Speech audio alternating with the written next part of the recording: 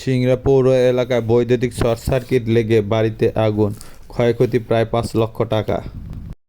নাটোরের সিংড়ায় পৌর এলাকার নিঙ্গন নতুনপাড়া বাঁধ সংলগ্ন এরশাদ আলীর বাড়িতে বৈদ্যুতিক শর্ট সার্কিটে আগুন লেগে পুড়ে ছাই হয়ে গেছে। এরশাদ আলীর পরিবার এখন খোলা আকাশের নিচে বসবাস করছে।